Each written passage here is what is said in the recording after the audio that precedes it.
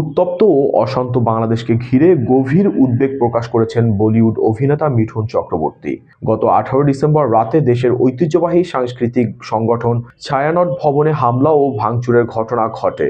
একই দিনে ময়মনসিংহের ভালুকায় সনাতন ধর্মাবলম্বী যুবক দীপু চন্দ্র দাসকে পিটিয়ে হত্যার পর পুড়িয়ে দেওয়া হয়।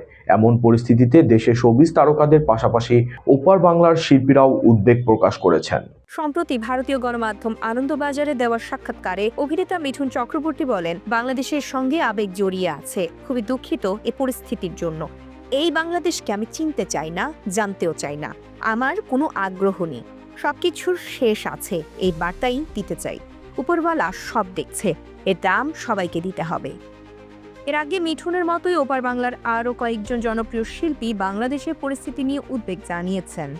ভারতের অভিনেতা দেব বলেন, মাঝে মাঝে ভয় লাগে। খবর দেখে মনে হচ্ছে এখানেও যুদ্ধ শুরু হয়ে যেতে পারে, কিন্তু এটা কাম্য নয়। আমি চাই সবাই শান্তিতে থাকুক, সবাই ভালো থাকুক।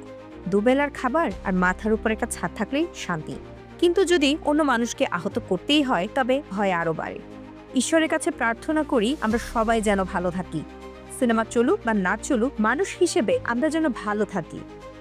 এছাড়া অভিনেত্রী কোয়েল মল্লিক ও চিরঞ্জিত চক্রবর্তীর মতো তারকারাও একই সুরে শান্তি, সহনশীলতা ও সামাজিক স্থিতিশীলতার উপর গুরুত্ব আরোপ করেছেন বলে জানিয়েছে ভারতীয় গণমাধ্যম।